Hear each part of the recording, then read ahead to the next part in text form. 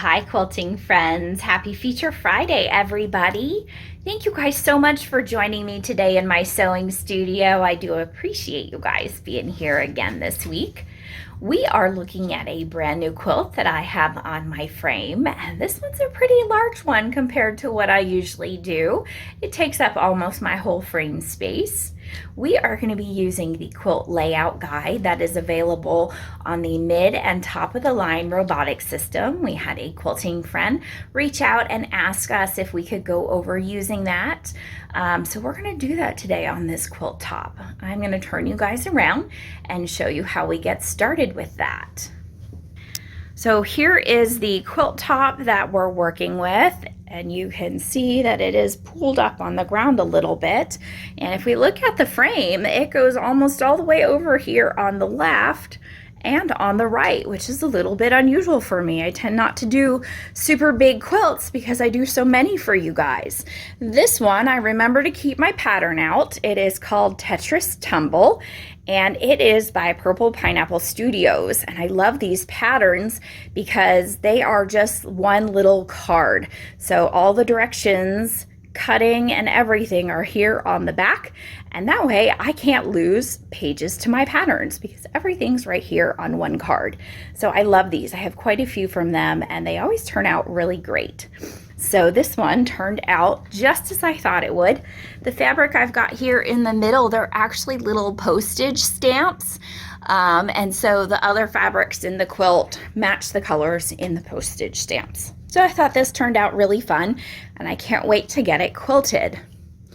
On my robotics display, the box you see right now is my safe area. And because the quilt's so big, I didn't set my safe area on my backing fabric. I just set it with my whole table space. So my frame is 8 feet, so I set the back left corner and the front right corner of my table. So that's why this box is actually so big on my screen. The next thing we need to do before we get into the quilt layout feature is set our layout box. So I'm in layout here on the left of my display. I'm going to come over here on the right and hit my plus sign. And of course, my robotic system is telling me to set the first point of my pattern box. So my pattern box is going to be my whole quilt top area that I've got in my table space with what I want to quilt out at one time.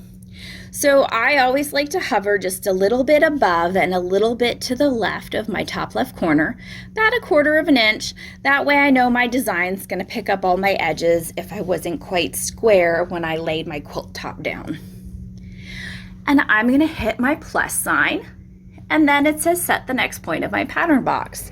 So I'm going to travel all the way over to the right bottom corner of where I'd like my pattern box to be set. And I think I'm going to kind of come midway through this row here.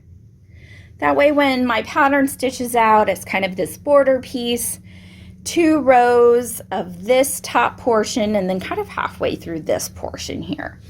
So I'm going to kind of hover here just 1/4 of an inch outside of my quilt top here, and I'll hit my check mark. Did a 2-point pattern box. And so the pattern box here on my display now is my quilt top area that I'd like to quilt in. So this is essentially setting the width of my quilt layout, because when we go into our quilt layout guide, we're actually going to be setting the length. Now normally we always go into patterns next, but we're going to skip that step right now, and we're going to go right into edit. We highlight edit on the left of our display. Over here on the right of our display, our pattern layout guide is right here. It's kind of a greened out background with little black dots around the edges, and then there's a little white square with black arrows in it. And when we open that up, we get all kinds of little buttons across the bottom of our display, and each one has its own purpose. We've got a pattern file to choose our pattern. We've got quilt length to set. We've got number of passes, row spacing, which is kind of like the distance between our rows, like when we're nesting, so that our rows fit together perfectly. If we'd like to accommodate for top binding and bottom binding in our quilt, Even quilt shrinkage, like if we're using a really dense design or really thick batting, we can accommodate for that. This is an autofill button for us. And then we've also got a button where we can look at all of our pattern laid out for the length of our quilt so we know what it would look like. I'm going to get started by choosing a pattern. So I'm going to go to our pattern file. Normally we choose over here on the left, but in this particular feature, we choose down here. So I'm going to hit our pattern file, and it looks just like normal. It even highlights over here on the left. I know what pattern I want, so I'm actually going to go ahead and open up my search bar and type in the word bubble, because y'all know I love my bubble designs. The one I want to use is this bubble B2B, and it has overlapping bubbles. I thought that might be fun on this. Geometric, but instead of being really like square and harsh corners like in the design, this is geometric and very circular and fun. So we're going to do this one. I'm going to hit the green check mark over here, and it has added one repeat of the design into my pattern box. And I don't know if I could have planned that any better, but if you guys look really carefully, my pattern almost lines up with the bottom of this pattern box. That was pure luck. So from here, I can go into my repeats, my move feature, my rotate feature, my scale feature, and I can add designs to fill out my space if I want this way. Or the other feature, like I said, if we go back into our quilt layout guide, I have an autofill. I'm just going to touch autofill here. And it has filled in all of my wonderful circles and filled in that teeny tiny little gap that I had down at the bottom. And I think that looks great, so we're going to stick with that. So I am completely filled in with my design across my quilt top, and then that looks pretty good to me. The next thing we need to do, though, is change our quilt length. So the system automatically assumes that the length of your quilt is 72 inches long. But my quilt top is not 72 inches long, so I need to adjust this. I can touch on the little white box underneath all of the words across the bottom of the screen, and it will open up a keypad for me. The particular length of this quilt is actually 69 inches. So I can type that in, hit my green check mark, and now it has 69 inches here. And I don't know if you saw, but the number of passes has changed because the length of my quilt has shortened. I have less passes on this. So it went from, I don't know what it was, 6.8 maybe, down to 6.3. But for me, I want whole passes on my design. So I start with whole bubbles, and by the time I get to the bottom of my quilt, they're still whole bubbles so that they're not cut off. So I need to adjust the number of passes that I have here. Now, if I open this up, I could type in 7 whole passes, and it has shrunk my design a little bit so that I get 7 whole passes. My bubbles are still circular, so I think that looks good. They may have squatted out just a teeny tiny bit, but they still look pretty circular to me, so I think I'm gonna be okay with that. If I put in 6 whole passes, it just went a little bit outside my quilt layout box, but that might be okay too. So I have a choice to make, because remember, my quilt layout box ended here, but I still have plenty of space before my machine would hit the roller bar. So do I want 6 whole passes and my design to look like this, which my circles are very circular and they look okay? Maybe they're stretched a little bit on the vertical, or if I do 7 whole passes, they're squished a little bit, and maybe they're squished out a little bit on the horizontal. Choices. I'm not really sure what I like more, but I think I'm more comfortable with the bubbles looking like this than this. I think I'm going to go with 7 whole passes. This is where you just have to use your creative mind and make the choice where you think your design's going to look the best. 9 times out of 10, you're not going to be in this dilemma. It's really a matter when you have a design that has a very circular pattern, a design that might be hearts because your hearts tend to get either really stretched out or squatty, or if your pattern has some kind of animal or a particular face to it, like a Santa Claus face or a bunny rabbit face or something, those can kind of get funny looking on your screen. When proportions change, that's when you have to make decisions in your passes. But I think this is going to look okay. I'm all right with how this is.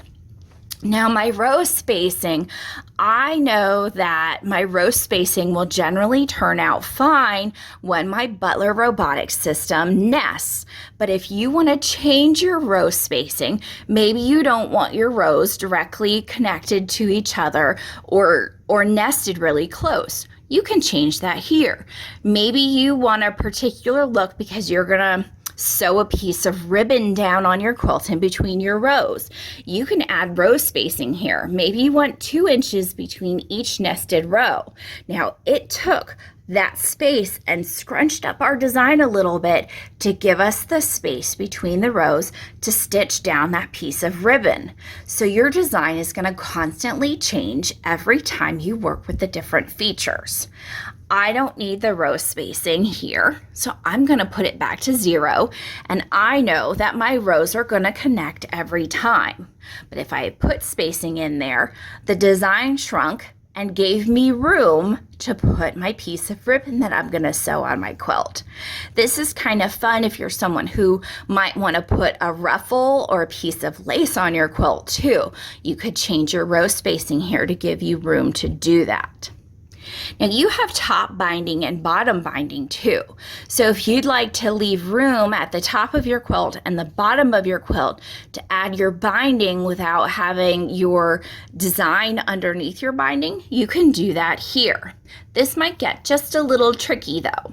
If I put in 1/2 inch from my binding, it took it off the bottom. So I'm going to have to use my move button over here and just scoot my design down 1/2 inch at the top. I can put in 1/2 inch on the bottom binding and it takes it off the bottom, but I don't have to move anything because it's off the bottom. So if you're putting in for top binding, know that you're going to have to scoot your design down for your top row so that it leaves that room for you. It doesn't automatically take it.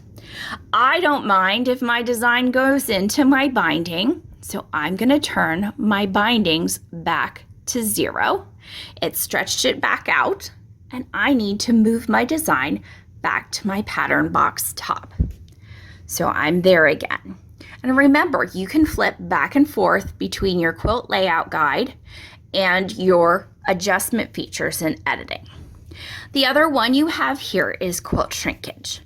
I've never noticed a lot of shrinkage in my quilts because I tend to use looser designs that aren't super dense. And my batting is always fairly thin. I tend not to use thick batting because I live in a warmer climate. But if you live in a cooler climate and you use thick batting or use double batting, you may want to accommodate for quilt shrinkage. Just like on the others, you can open up and you get your keypad. Maybe you want to accommodate for 1 inch of shrinkage in your quilt. You can do that, and it just takes a bit off the bottom of your design and accommodates for that. I'm not going to put any shrinkage in here. So it takes a little bit of thought for how you want your quilt to look to accommodate for any spacing between your rows you need to worry about, if you're into putting space in for your top and bottom binding, and any shrinkage you may need to accommodate for. I personally don't worry about any of these. I don't have a problem with how the butler calculates row spacing, and I'm not one to worry about top and bottom bindings, and I've never had an issue with shrinkage.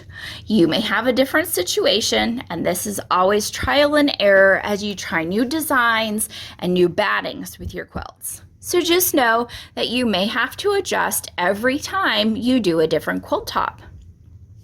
Now I've got my design set, I've got my quilt length set, my number of passes set, so I want to look at what this is going to be across my whole quilt top. So I'm going to go ahead and look at my whole view button. When I touch on this, I can see all of my bubbles and how they're going to look stitched out across my whole quilt. You can see that the very top row here in black is what's going to stitch out first. I have a start and a stop point here, and then all subsequent rows are in gray. So all of this is going to total 7 different rows because that's how many passes I said I was going to have. And if I look really close, I can see that my nesting, because I have no row spacing, remember I have no row spacing, my nesting is going to be exact from row to row. So I've got a couple of bubbles like right here. Those guys are going to be just barely kissing each other when all of this stitches out. And I think that is going to look really great. So now that this is done and set up the way I like, from here, I simply go to my home screen. I've got my first row ready to go. I'm going to turn my needle engage on so I stitch and not trace. I'll hit my green start button. I'm going to double check that my needle is in the up position. I don't want to tear my fabric. My machine's going to go to the start of my pattern, which is my little green dot over here. So it's going to travel from here, because I'm on the right side, all the way down there to the left. So I'm going to hit my green check mark. My robot's going to think for just a second, and it's going to take off on its own and give a little travel to the other side of my quilt.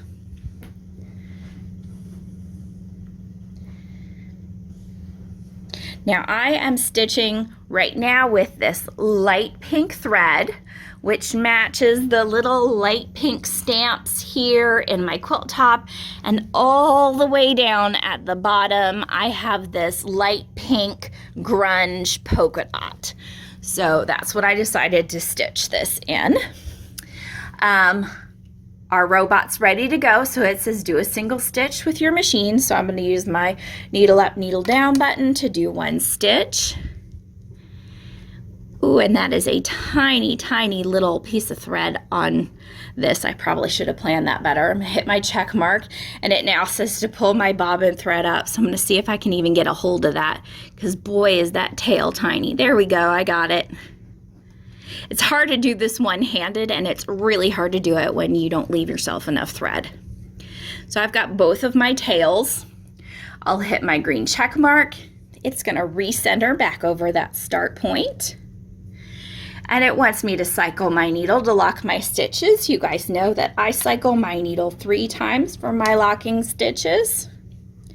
I've still got both of my tails over here. I'm going to hit my green check mark. I'm going to turn the stitching on my long arm and hit my green check mark. And off we go. We are making our beautiful circles, and I will come back to you guys in a moment.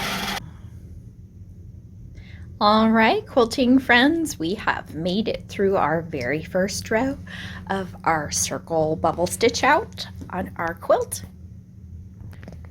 Thank you guys so much for joining me this week. I hope you guys come back next week.